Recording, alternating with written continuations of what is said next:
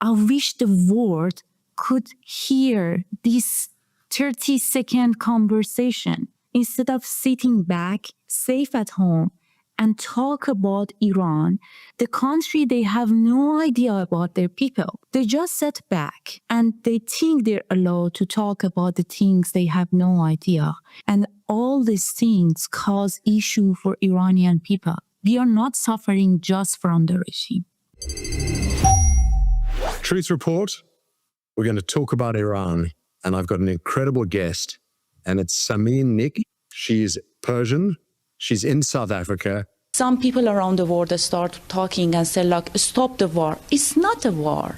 War means attacking, bombing a whole country. Civilians died, innocent people died. No, it's not a war. They just targeted the member of the regime, the leaders who killed my sisters and brothers. I got sent this clip so many times of the SABC interviewing her, where she didn't pull any punches. And I want to congrats to people who love the leader of Iran, Khamenei, and say, like, be happy because his wish granted by America and Israel, and he is shaheed now. He's died in the way of his gods. She told the truth, that I was actually quite shocked and impressed that the SABC even allowed someone as extraordinary as her, someone who tells the truth like her, and someone who condemns the ANC, which is a very rare thing in South Africa for their behavior in and on Iran. Welcome to Truth Report.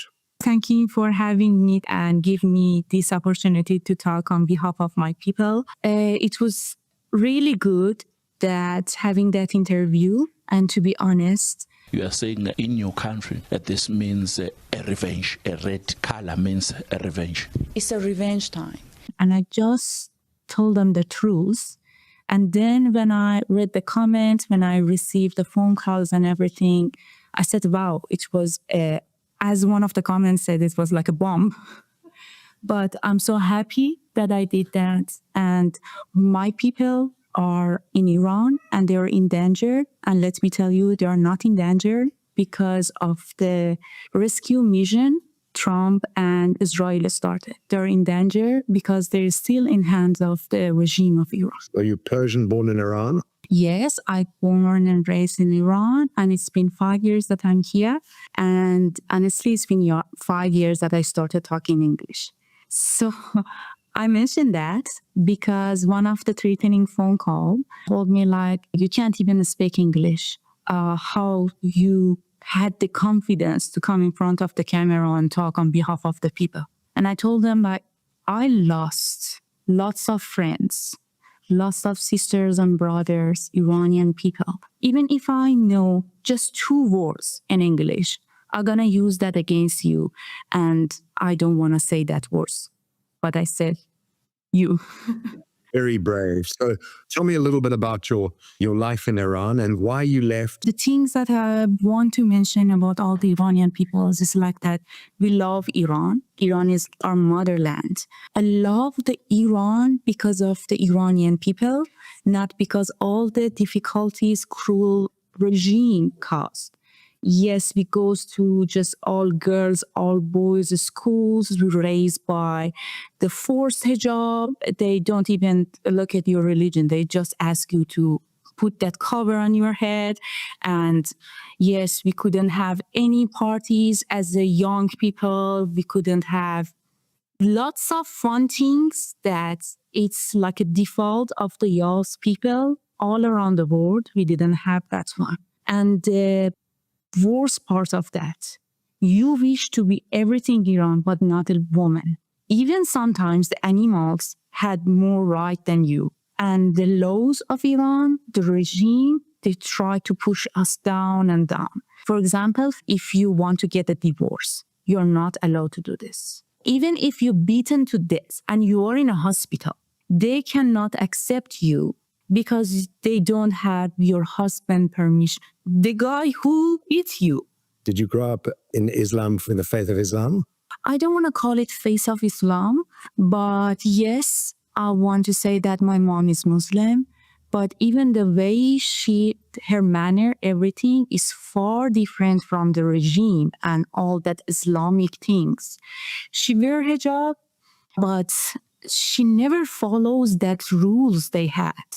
We had freedom and lots of things is different because we still have our culture. The culture of Iranian people is around 2,500 years ago. It's not just 46, 47 years they're here. So they can never change it for us. And it's still in our hearts. Were you raised as a Muslim? No, I didn't because my parents didn't push that laws to me. It was choosable. But yes, when you go to school, you must be Muslim, you know. They force you to pass the courses of Quran and all the religious things, Islamic things. You must have cover and yeah, everything is for the Muslim, but I wasn't Muslim. So I didn't accept it. But I must learn that, study that to pass. So Iran is a very big country, 90 million people, large geographically, and there are many different tribes, I suppose is the right way to call it, not all of whom practice Islam. Before the revolution in 1979, it was a very Western country and very much an advanced country. I can freely say that if they didn't force that political coup d'etat, I don't want to call it revolution, happened 47 years ago in Iran, you have no idea what that country would be.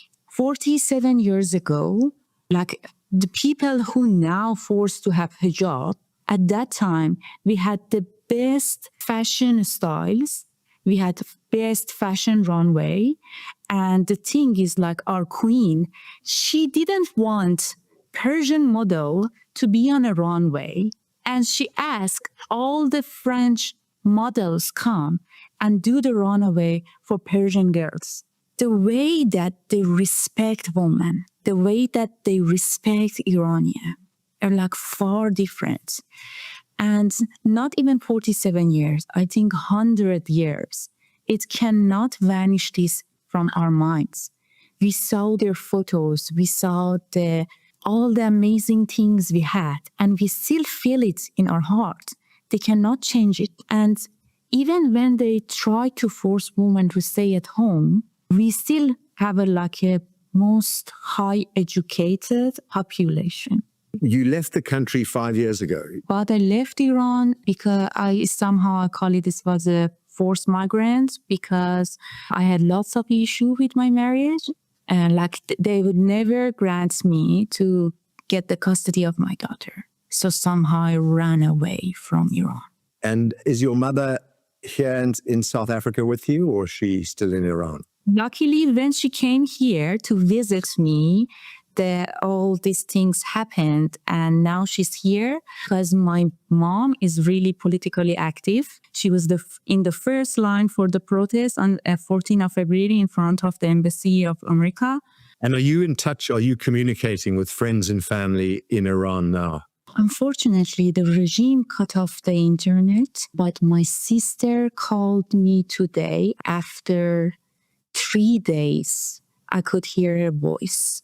I could even hear the muffled sounds like the jets, like flying by the apartment. I could hear it by the phone. And she was laughing and crying and said Sam, I'm really scared, but I'm so happy. It's the end of them. You have no idea. They killed lots of them. And she was trying to talk about the areas that attacked by the bomb.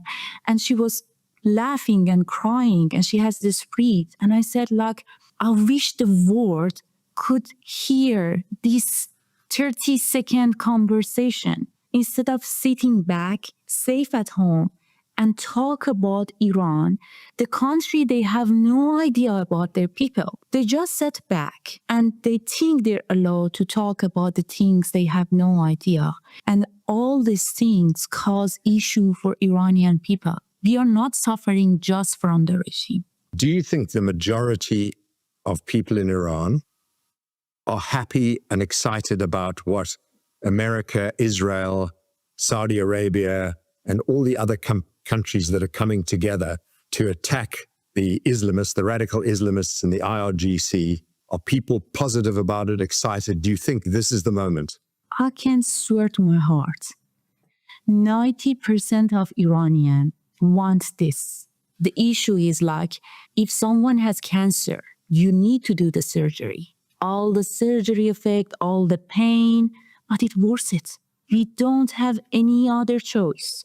And the thing is, we are fighting against the regime, against the lefties around the world, against pro-Palestine. But I can easily talk about Iran because I have lots of information about it. I know their propaganda. We recently just called BBC News Ayatollah BBC. The amount of videos, the footage they edit when they cover it, it's mind-blowing. People chanting in the street, millions of people of Irania, they chanting in the street, they call Javid Shah, long live our Shah. We want our Shah, like our Shah. And they cut the sound. They just show the people. Next time, the night after, when they want to go to the street, they try to reach to the people in Iran, say like, they're cutting off the sound, do something. And they print the photos of Shah. They took it off, they show the Shah, like millions of people on this street. And BBC again tries space to not cover that photos. What's wrong with you? What's wrong with the BBC is it's a leftist organization, and like the ANC, has been captured by radical Islamists. That's the problem.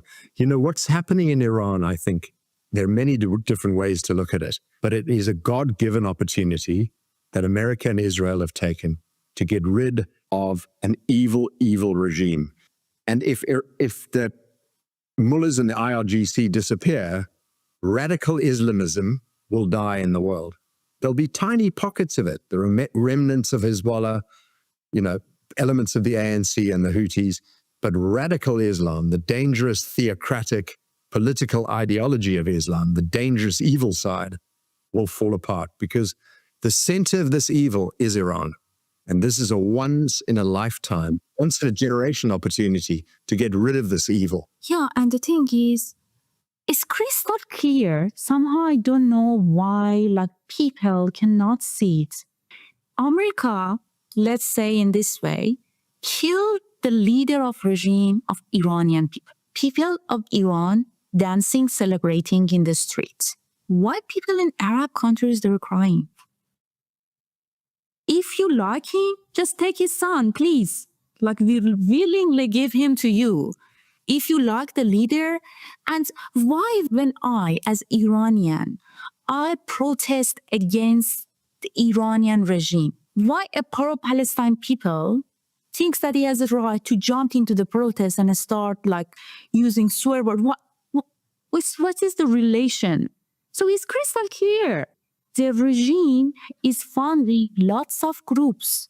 So if you like him a lot, just take him for yourself. Why you're not doing this? Because it's not just him. It's the money oil. They want the money of my country oil. Like, done. For hundreds of years in South Africa, the Muslim and the Jewish community lived side by side, worked together, cooperated, respected one another. Only recently, due to Iranian money, bribing people in the ANC has created this Islamist element within South Africa. And the majority of Muslims in South Africa are good people. They respect one another. They respect everybody else. They work together. They're true South African patriots. But there's a small evil minority. And it starts with people like Imtiaz Suleiman, Naledi Pandor, Dangor. These are nasty, evil people. And people like Fikile Mbalula and Cyril Ramaphosa, who, without a doubt, have been finding ways to take money for themselves or the ANC. And this has created a real unpleasant polarization in this country. And they're the people working with leftists who are the people that refuse to call out real genocide in Iran with 30,000 people having been killed in January. And what do they say? Not a word. Not a word. That's the evil of the left. Even the other countries, some Europe countries, they choose to be silent the time that we're screaming, asking for help. They sit back, saving themselves and saving their money. Every single muscles that Trump sent, it cost him. And I thank him to just spend that money to rescuing my people. But I'm saying they're saving themselves, their soldiers, and their money for themselves. They were quiet.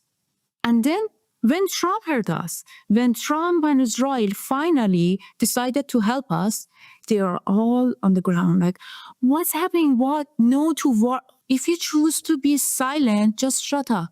And I'm applauding America and applauding Israel, applauding Saudi Arabia for committing themselves to getting rid of this regime. And I think it'll fall. We only have you and amazing people like you to send our message to the world. We don't have any media and we are not even allowed to taking videos or pictures. And I want to show you the message because I still have my Iranian SIM card in my phone and the regime keeps sending the bulk messages to everyone. It says like, if you take photos or videos of the bombed places, not the building, you take photo, maybe they say like you want to send it to Mossad. I know. The bombed attack places. If you take the video, you are with enemies. They use the enemies word. You are with enemies and we are allowed to arrest you and put you in the jail. Who knows what will happen when they arrest the people? Why? Because if I took that video, if my sister took that video and sent it to me, I can see like they killed the regime guy in the area, in the bases of military. They don't want this footage go out. They create the photos, they edit the videos, everything, and send to the world.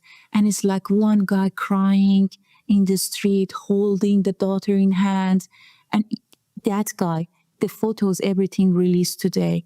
People start searching, and they found out he is the son of one of the military members. And he was in the protest against America 1 year ago. He was sitting in front of Khamenei when he was talking. They're actors. You cannot hold the truth back. The truth shall set you free. And there are lots and lots of brave Iranians, Persians in the street filming what's going on. And the minute there's connectivity, internet connectivity, Starlink, it's all going to come out. We're going to see what happened in January and early February. We're going to see the IRGC murdering people on the streets, murdering people in prisons. It's all going to come out. And those rats of the ANC and other Iran proxies who haven't said a word, who allied with Khomeini, allied with the IRGC, their time is coming. Yes, they're going to lose their support and then it's the end for them. And I like to start watching and following all these things because I want to remember the faces and the speech they had against the reality, because one day it's our turn and we're going to tell them that, no, you cannot fool us again. You choose the wrong side of the history and you're not going to be in any position after that. You're done. Samin, you said a very true thing. You're on the right side of history. The IRGC and the ANC are on the wrong side of history, and it's all going to come to the fore very, very soon. Is there a message you'd like to give? I love this country. This country is the one that welcomed me with the open eyes, warm-hearted people. So when I do the interviews, I see in the comments like that people say, go back to your country. Yes, I will go back to my country. Don't worry. But I want to tell you that like all the Iranians around here, they are peaceful people. They never protest in your streets. They never break anything. They are knowledgeable, high-educated people.